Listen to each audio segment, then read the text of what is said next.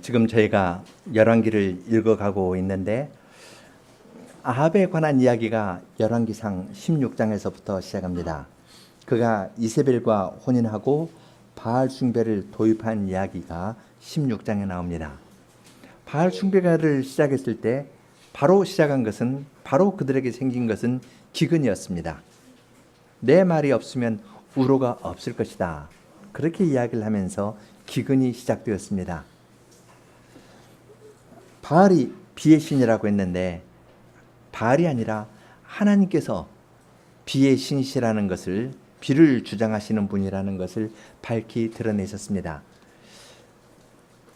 그리고 아합에 관한 이 이야기를 읽으면 기근에 관한 이야기가 있고요.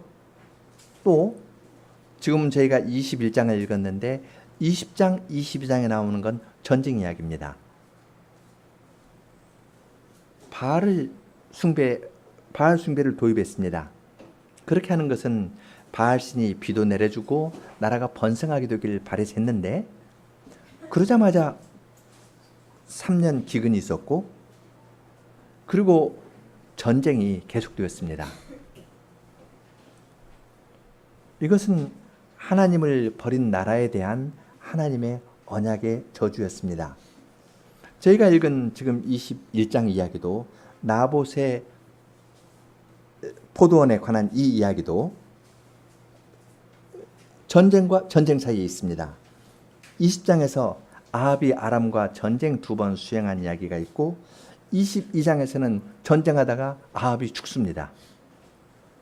그러니까 나봇의 포도원 이야기로 목가적인 이야기로 읽기보다는 전쟁과 전쟁 사이에 있는 한 이야기입니다.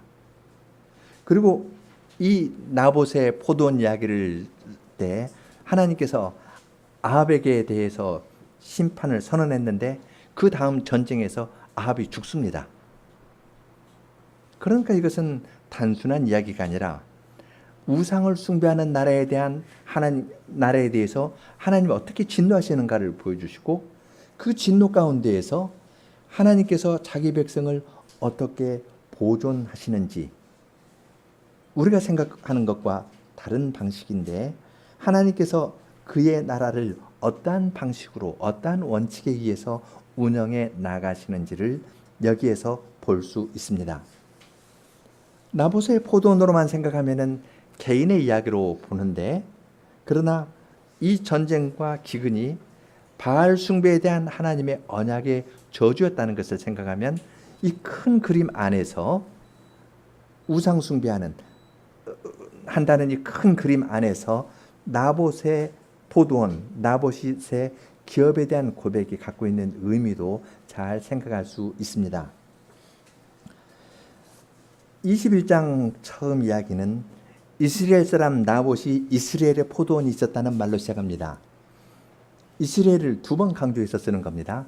이스라엘 사람인데 다른 나라 가서, 다른 지역에 가서 산 것이 아니라 이스라엘 사람이고 그는 이스라엘에 포도원이 있고 거기에서 조상되도록 살아왔던 그 땅을 떠나지 않고 살았음을 강조합니다. 이건 그 다음 이야기의 배경이 됩니다. 그 다음 이야기에서도 나봇은 내 열조의 유업을 왕에게 주는 것을 하나님이 금하실 것이다 하면서 이스라엘에 자기의 기업이 있는데 이 기업을 떠나지 않겠다고 말합니다. 그러니까 나봇을 이야기를 하려면 이스라엘 사람 나봇이 이스라엘에 포도원이 있었다, 이렇게 말하는 것이 참 자연스럽습니다. 배경이 됩니다. 이 이스라엘은 그 사마리아의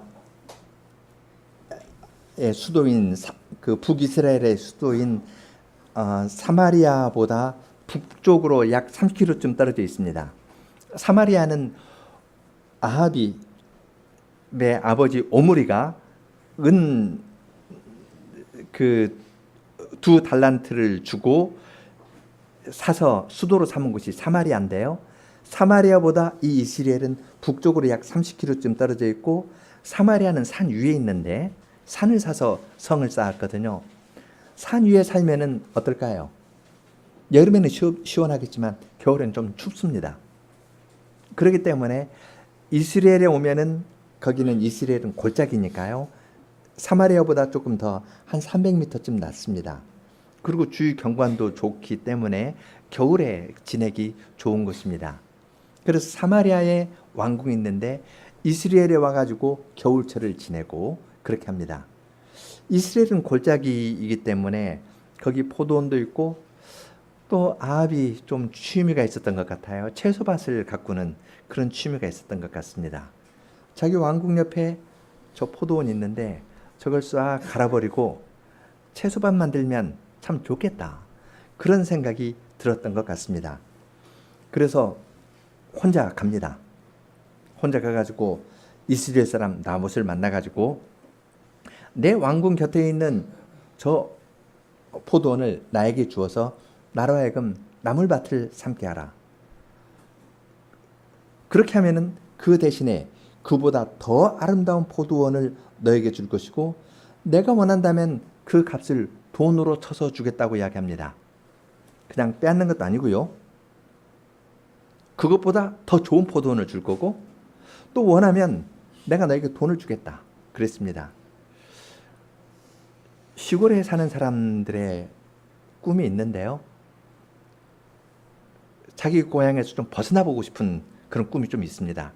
그냥 살아도 산골짜기 있으면 거기에서 조상 대대로 살았고 자기도 살고 거기 심리박 나가본 적이 전부면 누가 돈 줘가지고 싹 치워버리고 다른 데 가서 큰 돈으로 어떤 사업을 해봤으면 참 좋겠다. 그런 생각을 갖기 쉽습니다. 그리고 이세벨은 이 두로에서 왔잖아요. 거기는 상업지역이거든요. 그러니까 이거 팔고 포도원도 내가 가진 포도원보다 더 좋은 포도원 준다고 그랬지 않습니까? 그럼 돈으로 주면 어떻게 할까요? 딱 그만큼 줄까요? 아니면 더 줄까요? 아합의 말에는 더 준다는 것이 내포되어 있습니다. 내가 포도원도 더 좋은 포도원 줄 것이고 돈도 더 많이 줄 테니까 이건 나에게 다오. 그렇게 이야기를 합니다. 자, 여기에서 이제 퀴즈 문제가 나가는데요.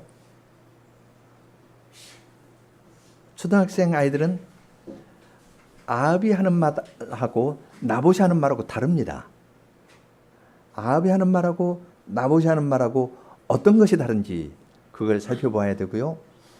중고등학생은 조금 더 올라가서 아합이 하는 말하고 이세벨이 하는 말하고 또 아합이 이세벨이 하는 말이 다릅니다. 두 사람 이 말이 지금 여기 주인공이 셋인데요. 나봇하고 아합하고 이세벨인데 이 세 사람 사이의 말이 어떻게 오가는지 그걸 주위에서 보면은 이 사람들의 마음을 이런 데서 잘 읽어낼 수가 있습니다. 지금 아합이 한 말은 이 포도원을 나에게 다오. 그럼 내가 더 아름다운 포도원을 줄 것이고 내가 원하면 돈으로 더 쳐서 그것보다 더 주겠다. 그렇게 이야기를 합니다.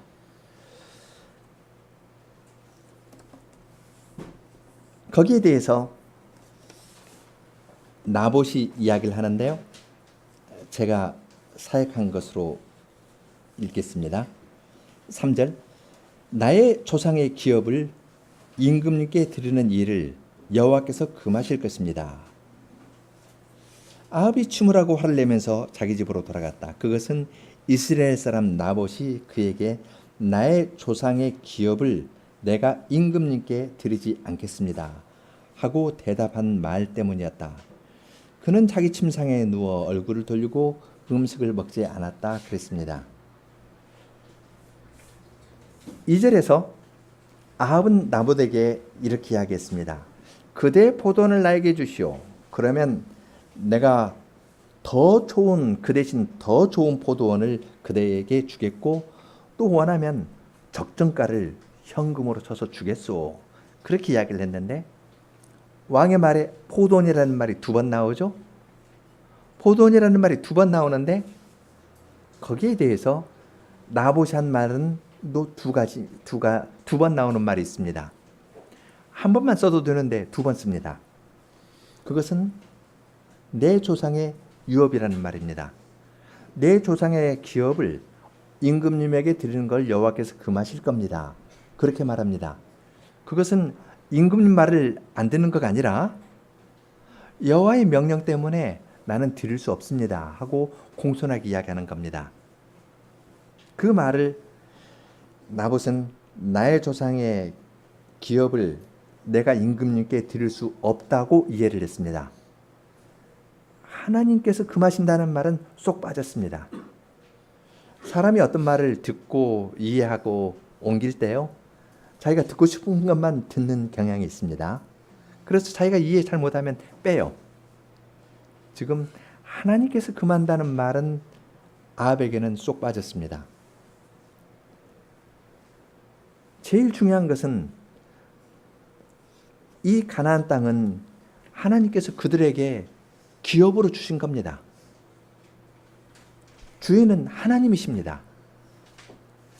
하나님께서 가나안 사람들이 죄를 지었을 때, 그들의 죄가 차고 넘쳤을 때, 그들의 죄가 관영했을 때 하나님께서 가나안 땅에 대해서 심판을 하시고 그 땅을 이스라엘 백성들에게 주시고 이스라엘 백성들이 기업으로 나누어 갖도록 했습니다. 그리고 그 땅을 영영이 사고 팔지 못하도록 했습니다. 레위기 25장 23절 보면은 토지를 영영이 팔지 말 것은 토지는 다 내 것임이라. 너희는 나그네 우고하는 자로서 나와 함께 있느니라. 하나님께서 그들에게 그 땅을 주셨고 하나님께서 그들과 함께 있으면서 그들의 생활에 필요한 모든 것을 다 풀어주시겠다고 이야기를 하십니다. 약속하시면서 땅은 팔지 마라. 사람들은 이 땅이 있으면 자기들의 생활이 유지될 수 있고 자기들의 생명을 보존할 수 있다고 생각하는데, 하나님께서 내가 너의 기업이 되니까 땅을 기업으로 삼지 말아라. 레위인에게 기업을 주지 않음으로써 내가 너희의 기업이고 내가 너희의 삶의 터전이고 내가 너희의 생활에 필요한 모든 것을 주시겠다고 약속하였습니다. 그러나 아합에게는 기업에 대한 생각이 없습니다. 지금 여기서 중요한 차이가 있는데요. 초등학생들에게 물어본 질문이죠. 나봇은 포도원을 나의 조상의 기업이라고 이야기합니다. 그런데 아합에게는 그건 포도원일 뿐입니다. 너의 포도원, 그렇게 이야기를 하는데 나봇은 조상의 기업이니까 줄 수 없습니다. 하나님께서 금하십니다. 그렇게 이야기합니다. 나봇은 아합에게 꽝 하면서, 아니 이스라엘의 임금님이면서 기업에 대해서도 잘 모릅니까? 그러면 어떻게 이스라엘의 임금님이 될 수 있습니까? 이런 식으로 말 안 했습니다. 아합이 그렇게 말해도 나봇은 큰 말 안 했습니다. 나는 이스라엘 사람이고 여기 하나님께서 주셔서 이거 조상 대대로 오는 이 기업 나는 이거 경영하면서 살아갑니다.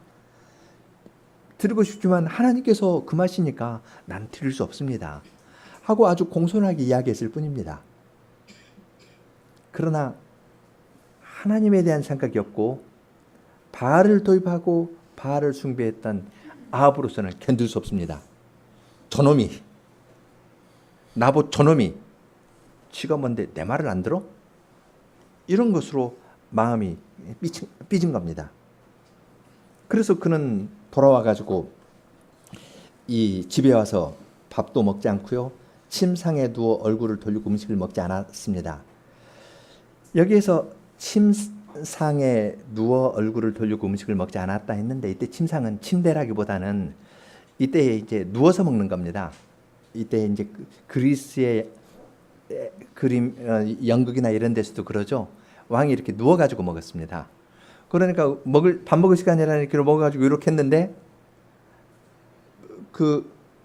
이렇게 먹으려다가 핑 돌리고 안 먹어버리는 겁니다. 임금인데 삐졌습니다.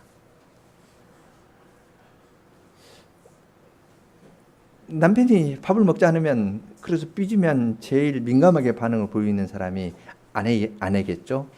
그래서 이제 이세벨이 와가지고 이야기를 합니다. 아니 무슨 일로 임금님의 심령이 침울하십니까? 왜 음식도 안 드시나요? 그렇게 이야기를 합니다. 그러니까 아합이 아내 이세벨에게 말합니다. 내가 이스라엘 사람 나봇에게 그대의 포도원을 돈을 받고 나에게 주시오. 그대가 혹시 원하면 그것을 대신하는 포도원을 그대에게 주겠소 하고 말하였다오. 그런데 그는 나의 포도원을 내가 임금님께 드릴 수 없습니다 하고 말했다오 하면서 그렇게 말합니다. 자, 여기 이제 아합이 이세벨에게 하는 말이 아합이 나보드에게 했던 말하고 조금 다르죠? 아합은 이세벨에게 조금 잡혀 있는 듯 합니다. 어떤 거냐면 아합이 나보드에게 처음 이야기할 때는 내가 이 포도원보다 더 좋은 포도원 준다고 그랬죠. 더 좋은 포도원 준다는 말 안 했습니다. 이세벨에게 할 때는 눈치 보면서 싹 빼요. 원하면 그걸 대신하는 다른 포도원을 주겠소. 이런 정도로 이야기를 하지 돈을 받고 나에게 준다. 이게 적정가를 하면서 조금 더 챙겨주는 것도 싹 뺍니다. 왜냐하면 아내에게 바가지 긁힐 수 있거든요. 똑같이 해야지. 임금님이 권유를 이야기하면 갖다 바치기라도 해야 되는 건데 어떻게 그것보다 더 좋은 걸 준다고 할 수 있어? 그럼 왕의 권유는 무엇이요? 하고 이렇게 안에서 이렇게 막 따지고 들면은 대답하기 좀 어려운 것을 몇 번 경험했는지 모르겠습니다. 그래서 그 더 좋은 포도원 준다든지 적정가에서 돈을 조금 더 챙겨준다든지 그런 건 싹 빠지고 다른 걸로 대토해 준다는데 말 듣지 않았다고 그런 식으로 이야기를 합니다. 그러니까 이세벨이 이렇게 말합니다. 이제 이스라엘에서 왕권을 행사하는 분은 바로 임금님입니다. 일어나 음식을 드시고 임금님 마음을 편히 가지십시오. 내가 이스라엘 사람 나봇의 포도원을 임금님께 드리겠습니다 하면서 아주 가볍게 이야기를 하고 넘어갑니다.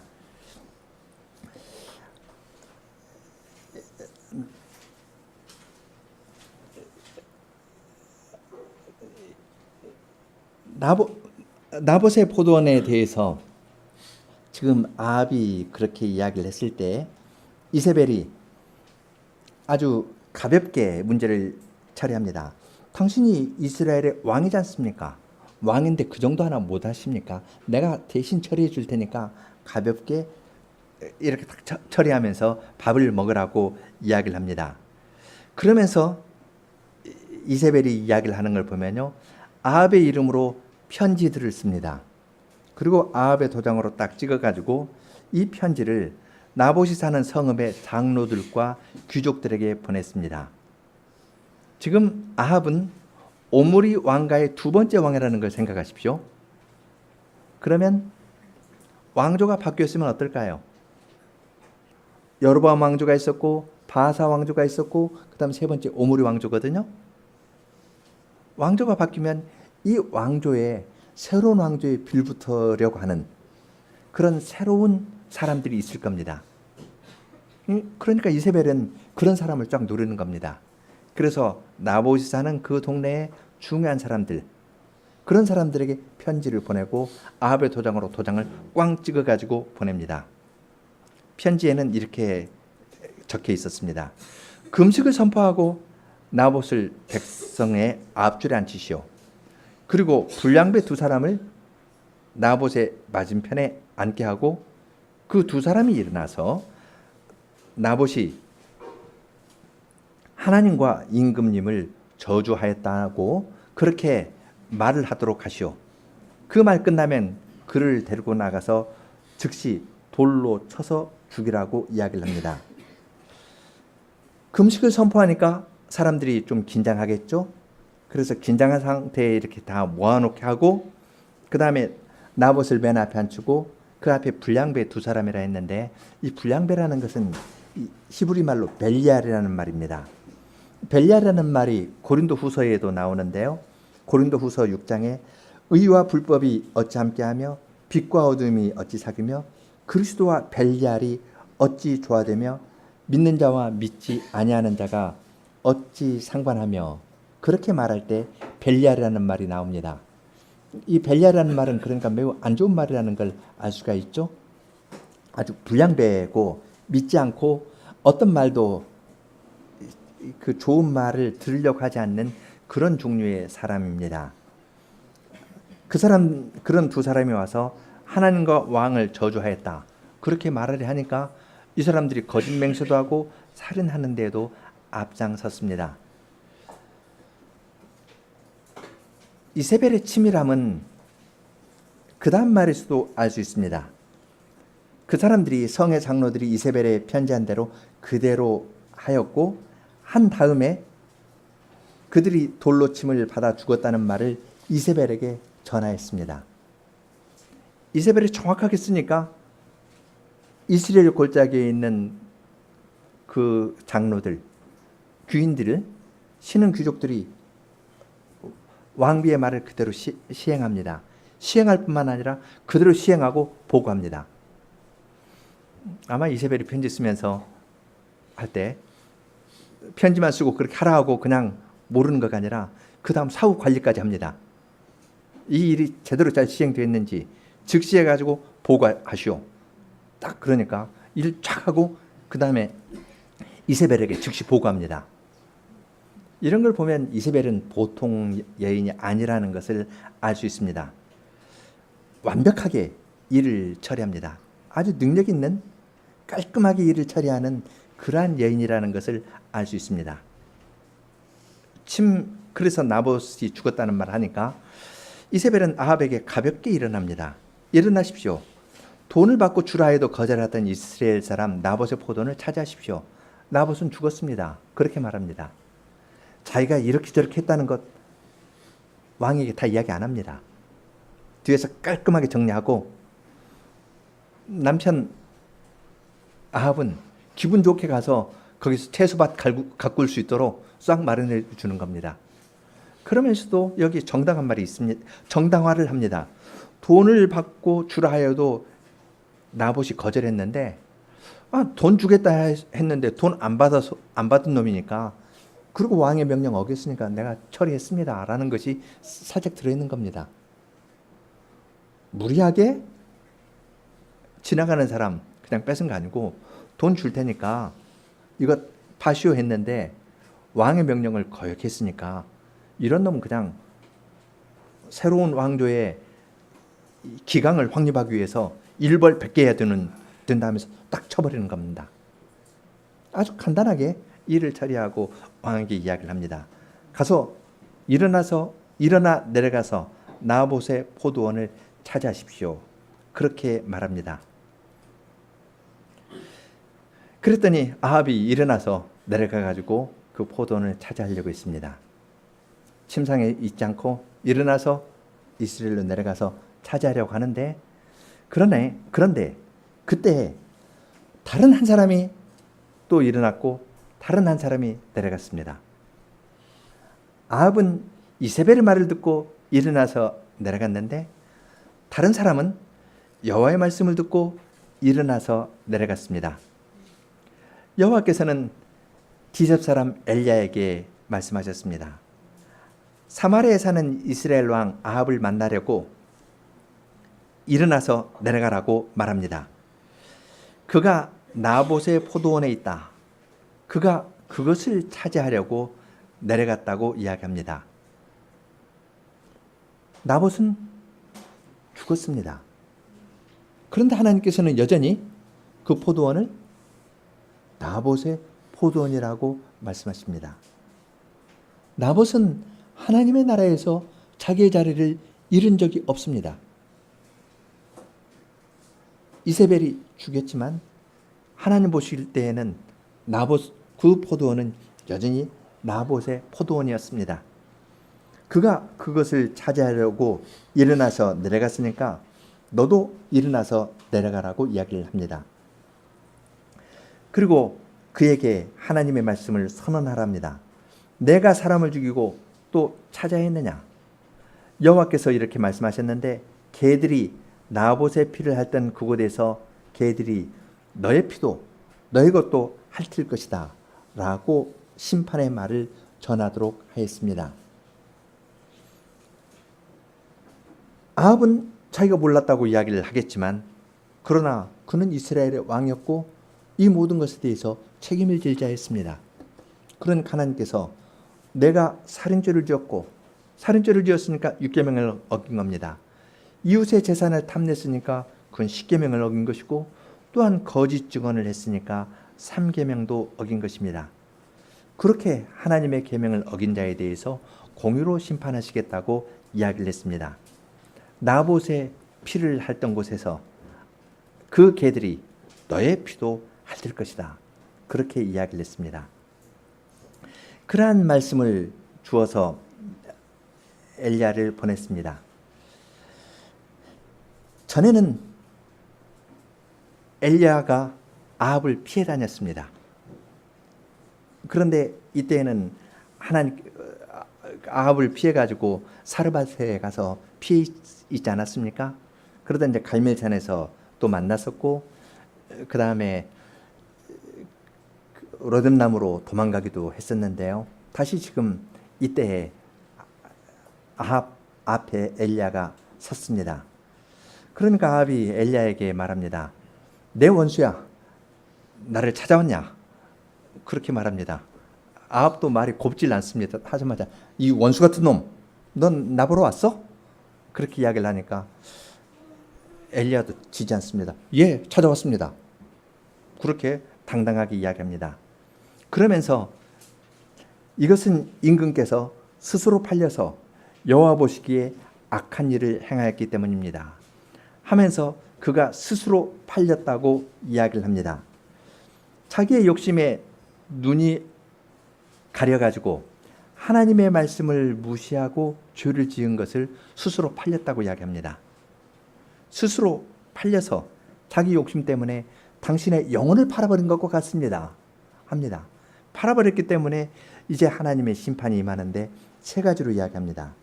21절에서는 그에게 임하고 23절에서는 이세벨에게 이야기하고 24절에서는 아합에 속한 자들에게 이야기를 합니다.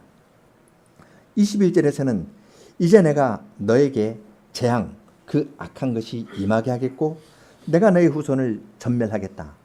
아합에게 속한 남자는 종이든 자유인이든 이스라엘 가운데에서 모두 잘라버릴 것이다. 너희 집을 느밧의 아들 여로보암의 집처럼 아야의 아들 바하사의 집처럼 되게 할 것이다. 이것은 내가 나의 노를 격동시키고 이스라엘로 죄를 짓게 하였기 때문이다. 라고 이야기를 합니다.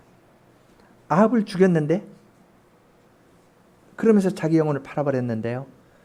그 값은 굉장히 큰 것이었습니다. 그의 가문의 멸절입니다. 여로보암의 가문이 멸절되고 바하사의 가문이 멸절된 것처럼 왕조가 끝난 것처럼 너의 왕조도 끝날 것이다. 이렇게 선언하였습니다. 우상을 도입하고 또한 하나님의 백성 나봇을 죽인 죄에 대해서 하나님께서는 가볍게 지나지 않으셨습니다. 23절에서는 이세벨에 대한 심판을 이야기를 합니다. 이스라엘 성 곁에서 개들이 이세벨을 먹을 것이다. 이세벨이 아주 비참하게, 이때 개라는 건 들개입니다. 이 당시에는 아직 개를 애완용으로 집에서 키우지 않았으니까요. 이 개들이, 들개들이 그를 먹게 될 것이라고 이야기를 합니다. 세 번째는 24절에서 아합에게 속한 자가 성 안에서 죽으면 개들이 먹고 들판에서 죽으면 공중의 새들이 먹을 것이다. 아주 철저하게 진멸될 것을 이야기를 합니다. 나봇 한 사람 죽였는데요. 뒤에 보면 나봇의 아들까지 죽였습니다. 나봇과 나봇의 아들까지 이렇게 죽였는데 그러나 그렇게 해서 자기 영혼을 팔았는데 그것에 대한 대가는 훨씬 더 컸습니다. 아합의 집안 전부가 다 죽을 것이라고 하나님께서 구체적으로 이야기해 주셨습니다. 팔려서 악을 행하였다. 그렇게 이야기를 합니다. 지금 25절, 26절에서 그 말이 다시 나오는데요. 아합같이 스스로 팔려서 여호와 보시기에 악을 행한 사람이 없었다. 그는 자기 아내 이세벨의 부추김을 받았다. 그가 여호와께서 이스라엘 앞에서 쫓아내신 아모리 사람들이 행한 모든 것을 행하여 매우 가증하게 하였고 우상들을 따라 행하였다라고 이야기합니다. 이스라엘 땅에서 쫓아낸 아모리 사람이라 하는데 이건 이스라엘 사람들이 그들을 쫓아내고 차지한 겁니다. 포도원 차지하듯이 아모리 사람의 땅을 이스라엘 사람이 차지했는데 포도원을 차지했는데요. 아모리 사람에게서 가나안 땅도 차지했었죠. 그러한 종류의 악을 아모리 사람들이 행한 악을 지금 아합이 했다고 합니다. 아모리 사람들이 매우 가증한 악을 행했기 때문에 하나님께서 이 아모리 사람의 땅을 이스라엘로 차지하겠습니다. 그 이야기를 여기 써놓습니다. 그러면 나봇의 포도원을 차지한 이 죄는 보통 죄가 아니라는 것을 알 수 있습니다. 이걸 차지했는데 지금 아모리 사람들이 우상 숭배하면서 죄를 지었을 때 이스라엘 백성이 차지했거든요. 아합이 나봇의 포도원을 차지했습니다. 똑같은 단어를 쓰고 지금 비교해 뒀습니다. 조금 더 나아가면은 나봇의 포도원만이 아니라 그들이 다스리는 나라 전체가 아모리 사람들이 죄를 지어가지고 심판을 받은 것처럼 이스라엘이 우상 숭배하고 가난한 사람을, 약한 사람을 돌보지 않은 이 죄로 인해서 포로로 끌려갈 것을 암시하는 겁니다. 열왕기하 17장에서 똑같은 말이 나옵니다. 열왕기하 17장 16절 18절을 보겠습니다.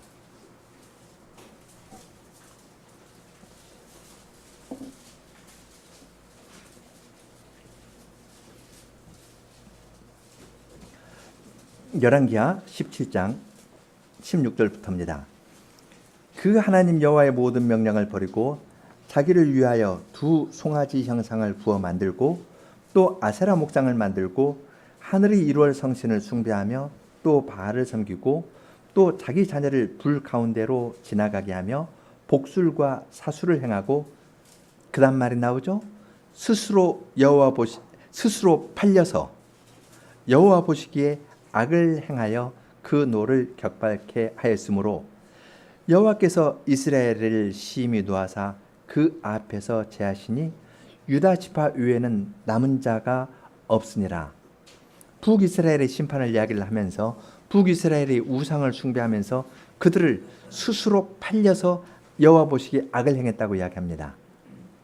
지금 바알 숭배를 도입한 아합이 스스로 팔려가지고 악을 행했는데 이스라엘 전체가 스스로 팔려서 악을 행했다고 이야기를 합니다.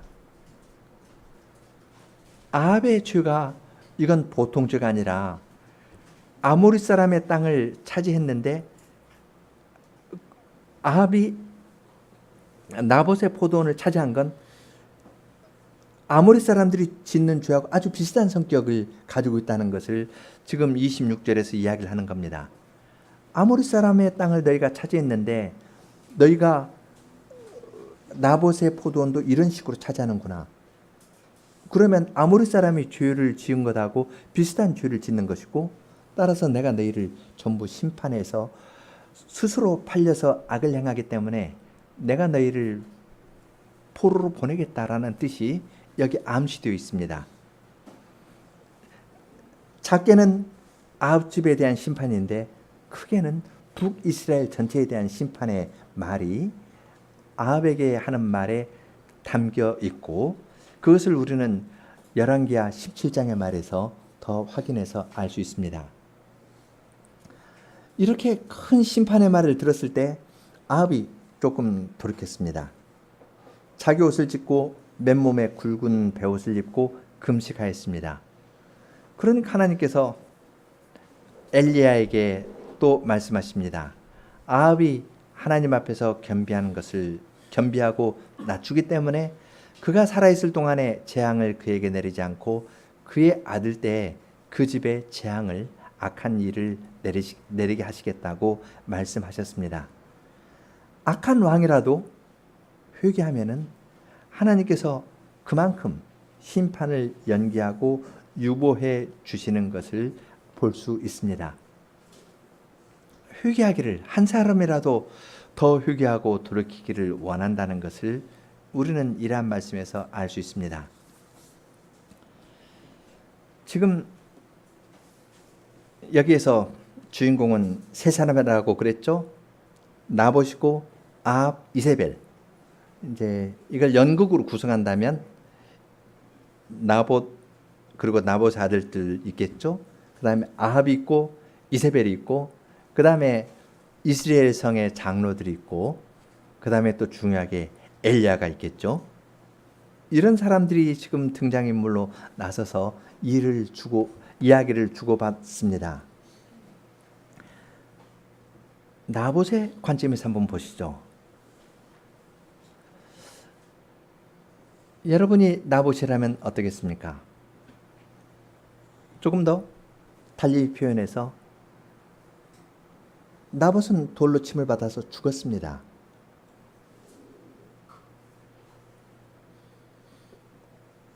신앙을 지키면서 담백하게 이야기를 했는데 그것 때문에 죽임을 당했습니다.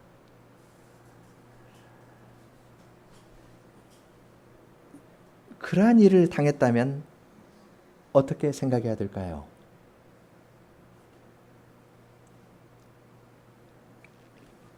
개인을 놓고 보면은 사실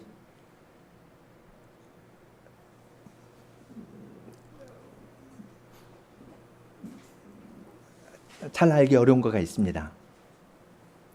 그런데 기록된 것으로 놓고 보면은 이스라엘 역사 전체 안에서 혹은 열왕기상 21장의 기록 안에서 나봇에 초점을 맞춰서 보면은 하나님께서 심판을 행하시는데 바알 신을 도입한 오므리 왕조에 대한 심판을 시행하시는데 주님의 가난한 백성을 중심으로 심판하신다는 것을 여기에서 배울 수 있습니다. 아합은 바알 숭배를 도입했으니까 너는 바알 숭배를 도입한 놈이고 나쁜 놈이고 내가 심판한다, 이렇게 말씀하실 수가 있는데요. 그것도 지적했습니다. 그런데 아합에 대한 심판과 북이스라엘에 대한 심판을 이야기를 할 때 구체적으로 하나님께서는 나봇을 중심으로 이야기를 했습니다. 나의 백성을, 여호와에 대한 신앙을 고백하는 백성을 죽였으니까 너는 이 땅에 존재할 이유가 없다. 그러면서 아합과 이세벨에 대한 심판을 선언하셨을 뿐만 아니라 북이스라엘에 대한 심판을 선언하였습니다. 이 사실을 아는 것이 우리에겐 큰 위로가 됩니다. 하나님께서 아합과 같은 왕에게 심판을 선언하시는데 큰 이야기를 하시는 것가 아니라요, 주님의 작은 백성을 중심으로 평가하시는 겁니다. 주님의 작은 백성을 어떻게 대했는지, 이것을 중심으로 주님께서는 세상을 이끌어 나가신다는 것을 여기에서 볼 수 있습니다.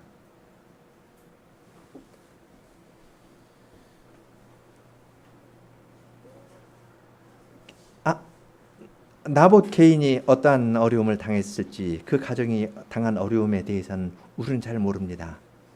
그렇지만 주님께서는 주님의 가난한 백성들의 형편을 아시고 신원하시고 그것을 근거로 해가지고 심판을 행하신다는 사실을 생각하면 우리가 작은 사람이지만 하나님을 진실히 믿고 나아가려 할 때 주님을 믿는 작은 백성을 중심으로, 주님의 가난한 자를 중심으로 주님께서 이 세상 역사를 운행하신다는 것을 알게 되니까 우리는 더 겸손히 나봇이 고백했던 신앙을 고백할 수 있습니다. 여호와께서 나의 기업이시고 내 열조의 기업을 왕에게 주는 것을 하나님께서 금하십니다. 나는 이것이 하나님께서 나에게 맡겨주신 일이니까 나는 그것을 끝까지 붙들고 나아가겠습니다 하고 고백할 수 있는 겁니다. 나봇은 결코 아합에게 왕 싫다고 이야기를 안 했고, 왕이 기업에 대해서 모르냐고 이런 식으로 도전적인 말 안 했습니다. 내가 이렇게 드릴 수도 있지만 그러나 하나님께서 금하시니까 줄 수 없습니다 하고 아주 공손하게 이야기했습니다. 우리도 그러한 지혜를 받아서 나아갈 수 있습니다.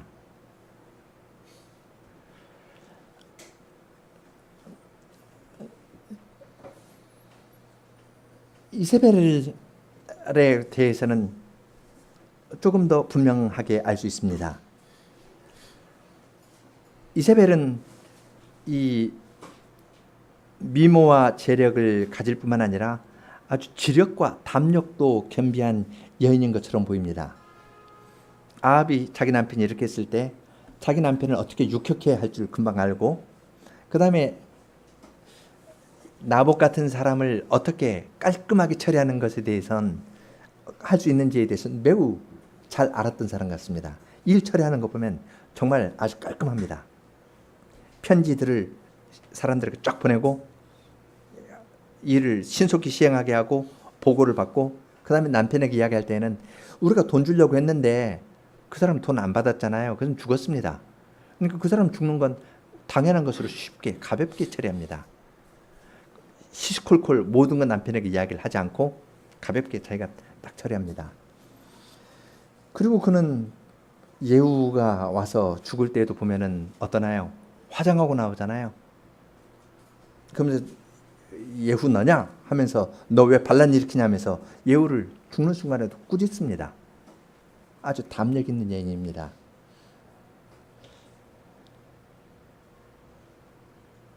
하나님을 잘 공경하는 그러한 나라에서는 사라와 같은 여인들이 많습니다.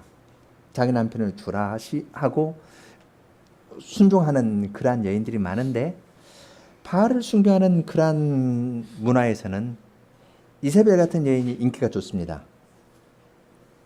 능력도 있고 재력도 있고 어떤 일들을 깔끔하게 해내니까 남자들이 그런 여인들을 좋아합니다. 그래서 요한계시록 2장 20절에서도 그런 말이 있습니다. 그러나 내게 책망할 일이 있노라. 자칭 선지자라 하는 여자 이세벨을 내가 용납하미니 그가 내 종들을 가르쳐 꿰어 행음하게 하고 우상의 제물을 먹게 하는도다. 교회 안에서도 그런 일이 있다는 것을 지적합니다.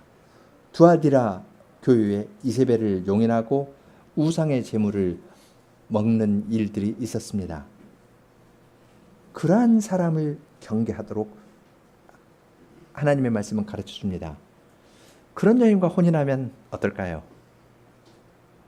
그런 여인과 혼인하면 안 되는 겁니다. 세상의 관점에서 볼 때 예쁘고 뛰어나고 재력 있고 담력 있고 일을 깔끔하게 처리한다 해가지고 그런 여인하고 혼인하면은 자기와 자기 가족이 망하는 지름길이 되는 법입니다. 바알의 관점에서 한번 보죠. 바알은 이세벨과 마찬가지로 그가 바알 숭배를 도입했기 때문에 그는 이스라엘 역사에서 가장 크게 잘못한 사람입니다. 하나님에 대한 지식이 없습니다. 그래서 나봇이 한 말 가운데 하나님께서 그만다는 말은 쏙 뺍니다. 그리고 기업에 대한 이해도 없습니다. 이스라엘의 왕답지 않습니다. 그리고 작은 것에 집착합니다. 채소밥 만드는 것이 그것이 뭐가 중요하다고? 그거 집착합니다.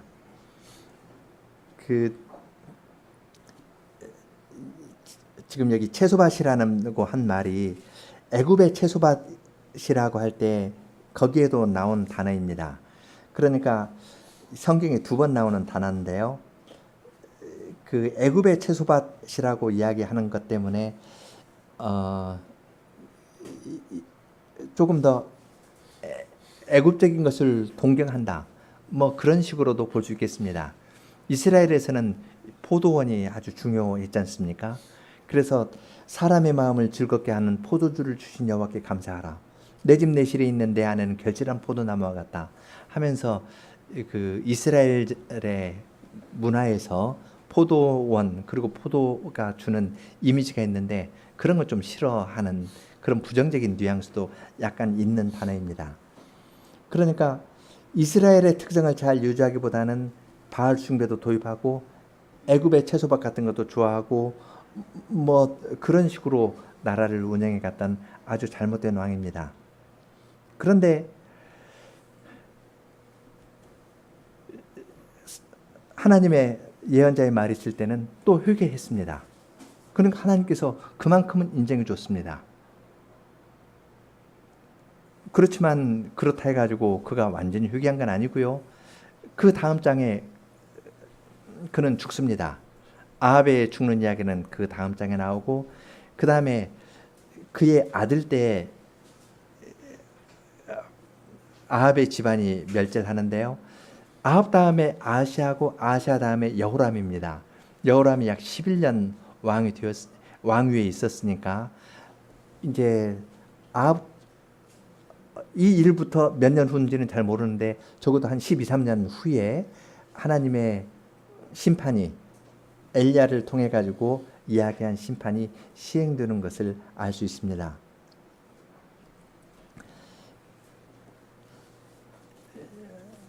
나봇의 포도원의 이야기를 읽을 때 우리는 하나님의 말씀이 가르치는 방식에 대해서 한 가지 주목할 점이 있습니다. 그것은 아합 시대는 바알을 숭배했기 때문에 잘못된 시대입니다.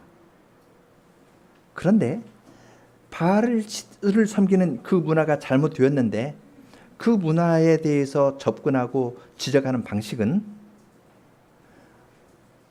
바알을 숭배하니까 북이스라엘은 다 잘못됐다, 그런 식으로 이야기하지 않습니다.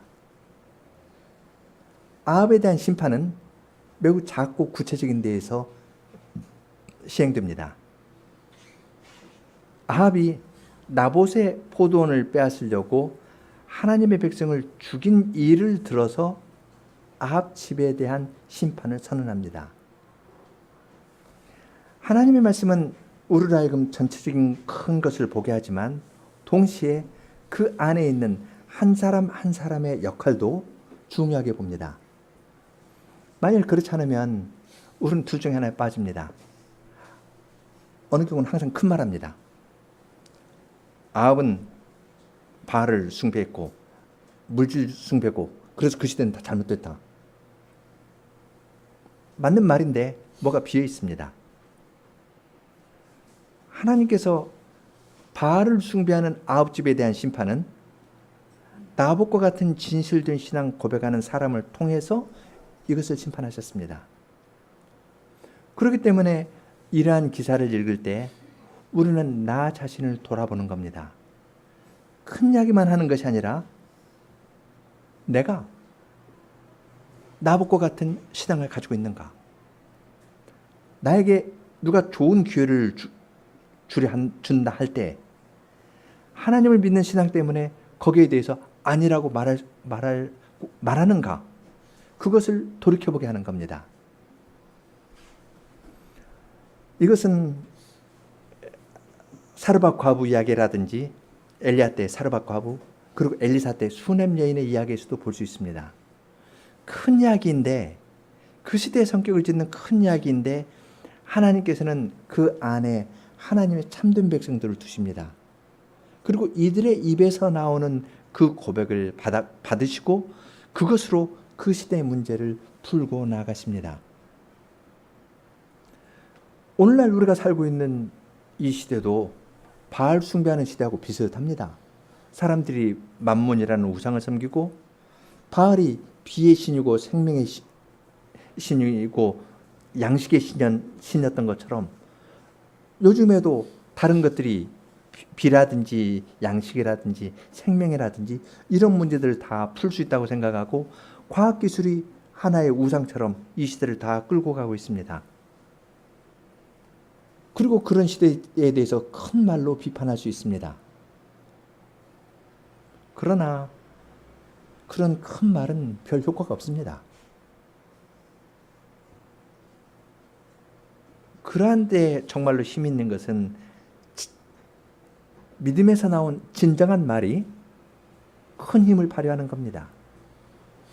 아합의 집안을 무너뜨리는 것은 나봇이 내 조상의 기업을 임금님께 드리는 걸 하나님께서 금하십니다. 이러한 말로 무너뜨리는 겁니다. 우리 사회에 대해서 비평적으로 큰 말로 비평할 수 있지만, 그러나 그 말이 효과를 지니려면 우리 한 사람 한 사람이 진정으로 하나님의 말씀을 깨닫고 고백하는 것에 의해서 작은 사람의 작은 고백이지만 진실된 고백을 주님께서는 쓰셔서 이 세상에 지혜 있거나 능력 있거나 지위 있는 자들을 부끄럽게 하시는 겁니다. 내 조상의 기업을 임금님에게 주는 것을 하나님께서 금하십니다. 여호와만이 나의 기업이십니다. 그렇게 고백하는 사람을 하나님께서 쓰셔서 아합시대와 같은 배교의 시대에도 주님의 복음을 증언케 하시는 겁니다. 때로는 사르밧과 음나 수넴 여인처럼 기근 가운데에서 건짐을 받게 하기도 하고 자녀를 죽은 자 가운데에서 살아나기도 하시지만, 때로는 나무처럼 주님께서 데려가시는 경우도 있습니다. 이렇게 하실지 저렇게 하실지 그건 모릅니다.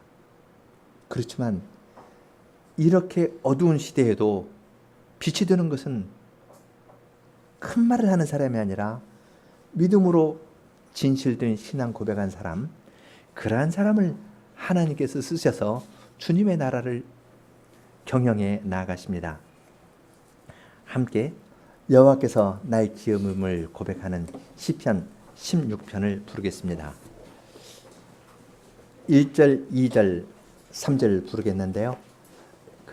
함께 하겠습니다. 1절, 2절 함께 하고 간주하고 3절 부르겠습니다.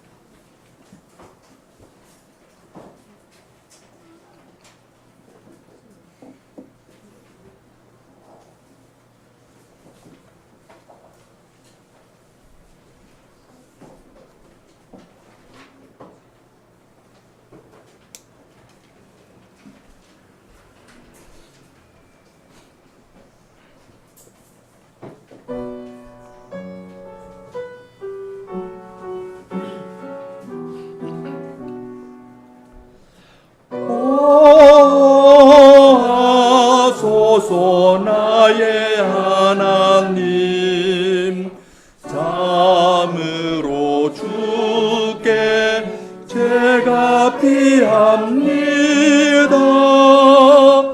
주님만 나의 하나님이요, 나의 복 오직 주님께 있도다. 땅 위의 성도 존귀한 자이며 제 영혼 그를 기뻐하나이다.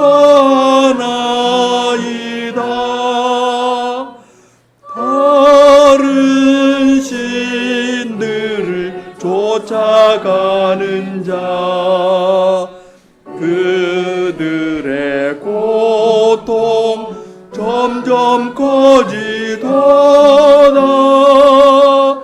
그들은 피의 존재들이나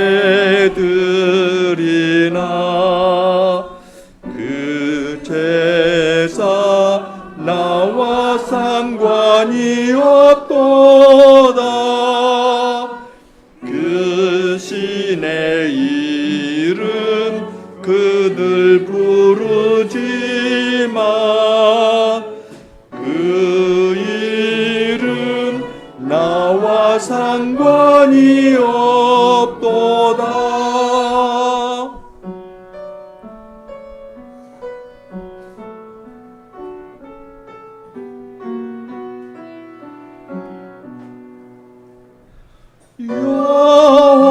여호와 나의 기업이오며 주께서 나의 잔이 되시도다. 내 기업 주님 붙들어 주니에 그 땅을 줄로 재어 주셨도다. 참 아름답고 영광스런 기업 영원히 내게 주신 기업이라.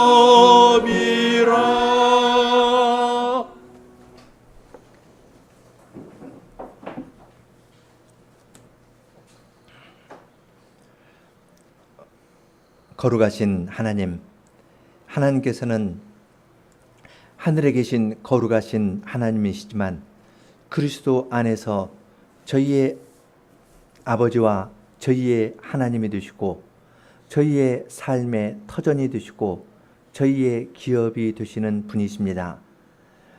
주님께서는 주님의 가까이 계심을 저희들에게 나봇의 고백을 통하여 생생하게 알려주시고 바알 숭배하는 그러한 문화에 대하여 그 문화를 무너뜨린 것은 다른 것이 아니라 나봇과 같이 하나님을 믿고 여호와께서 나의 기업이시다 고백하는 그러한 자를 통하여 나의 조상의 기업을 임금님에게 주는 것을 하나님께서 금하십니다 하는 작은 말을 통하여 주님께서 그 왕조를 무너뜨린 것을 저희들이 주님의 말씀에서 배웠습니다.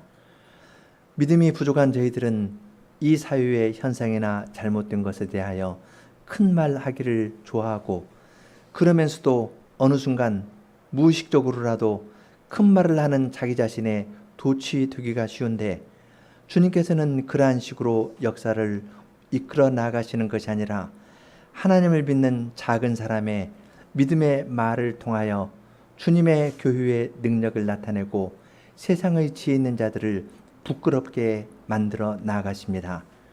그러한 일을 주님께서 행하신다는 것을 주님의 말씀에서 가르쳐 주셨으니 저희로 하여금 항상 마음을 낮추어서 여호와께서 나의 기업이 되시다는 것을 생각하고 주님을 고백하면서 하루하루 살아가는 사람들이 다 되게 인도해 주시옵소서. 예수님 이름으로 기도합니다. 아멘.